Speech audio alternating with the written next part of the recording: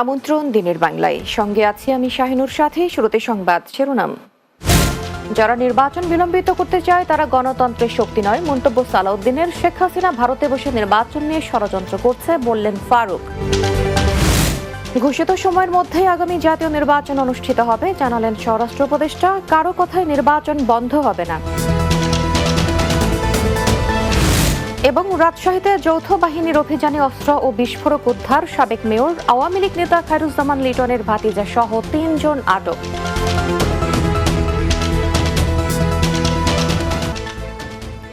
শুনছিলেন শিরোনাম, এবার বিস্তারিত।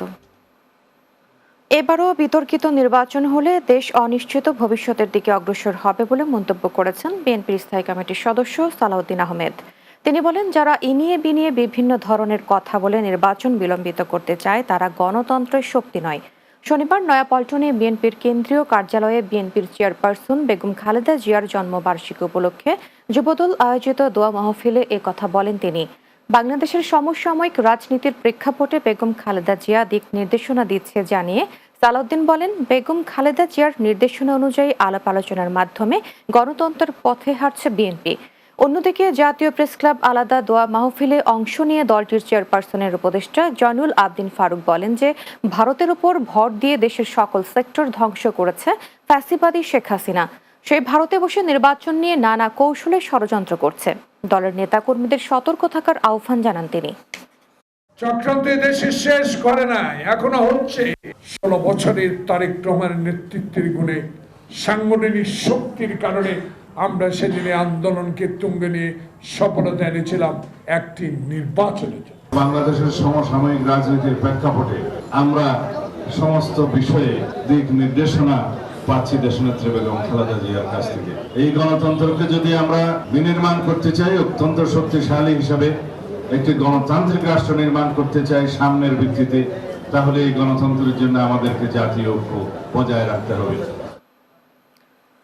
প্রধান উপদেষ্টার ঘোষিত সময়ের মধ্যেই আগামী জাতীয় নির্বাচন অনুষ্ঠিত হবে বলে জানিয়েছেন স্বরাষ্ট্র উপদেষ্টা অবসরপ্রাপ্ত লেফটেন্যান্ট জেনারেল মোহাম্মদ জাহাঙ্গীর আলম চৌধুরী। জানান, কারো কথায় নির্বাচন বন্ধ হবে না। শনিবার সকালে রাজধানীর মোহাম্মদপুরের কৃষি মার্কেট পরিদর্শনের পর সাংবাদিকদের এক প্রশ্নের জবাবে তিনি এইসব কথা বলেন।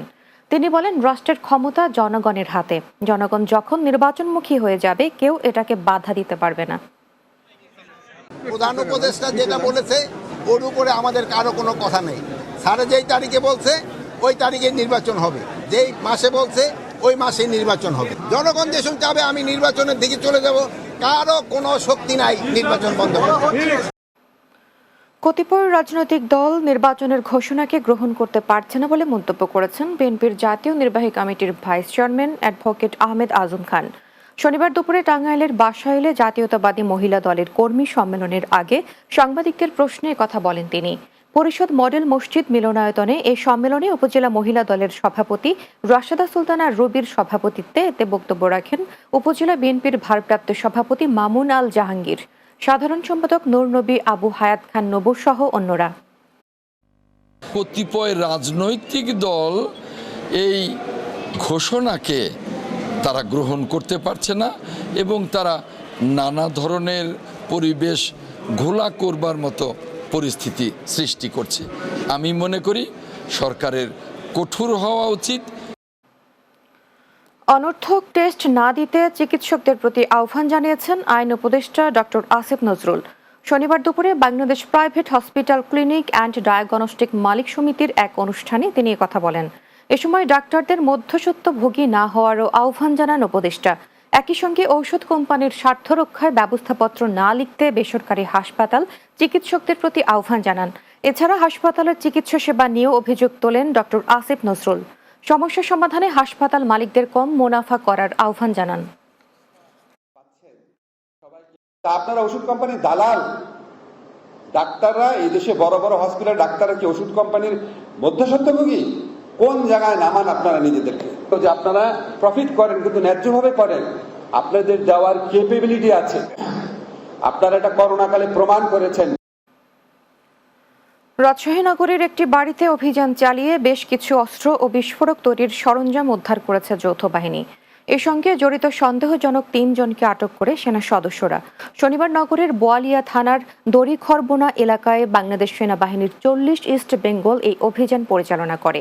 রাজশাহী সেনা ক্যাম্প কমান্ডার জানান, অভিযানে আটক করা হয় মুন্তাসিবুল আলম আনিন্দকে। তিনি একজন ইংরেজি শিক্ষক এবং ডক্টর ইংলিশ নামে কোচিং সেন্টারের মালিক। এছাড়াও মোহাম্মদ রবিন এবং মোহাম্মদ ফয়সাল নামে 2 জনকে সন্দেহভাজন হিসেবে আটক করা হয়। আনিন্দ রাজশাহীর সাবেক মেয়র ও আওয়ামী লীগ নেতা খায়রুজ্জামান লিটনের ভাতিজা। অভিযানে দেশি ও বিদেশি অস্ত্র উদ্ধার করা হয়েছে। খুলনার রূপসায় বাংলাদেশ কৃষি ব্যাংক রূপসাঘাট শাখায় দরজার তালা ও ভল্ট ভেঙে প্রায় 16 লাখ টাকা চুরির ঘটনা ঘটেছে।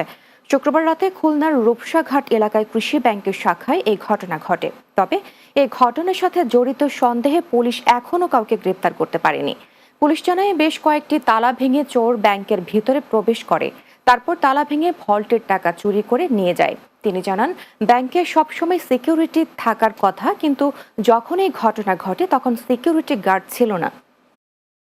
16,16,000 টাকা ছিল, মানে 1500 টাকা আছে, 1420 টাকা আছে, আর নাই, সব নিয়ে গেছে। ছুটির দিন ছিল, স্বাভাবিকভাবেই যারা ব্যাংকের কর্মকর্তা কর্মচারী তারা বাইরে ছিল। এই সুযোগে হয়তোবা কিছু কতিপয় দুষ্কৃতিচারী চোর বা তারা আসলে এই সুযোগটা নিয়ে কিছু টাকা পয়সা চুরি করছে। দিনের বাংলায় নিচ্ছি বিরতি। ফিরে আসার পর অন্যান্য সংবাদের সাথে আরো যা থাকছে। বৃষ্টিতে ময়মনসিংহের গৌরীপুরে তলিয়ে গেছে শত শত একর জমির ফসল। ভেরাভিল খাল দূষণে সংকুচিত হয়ে পড়ায় ফসল হানি।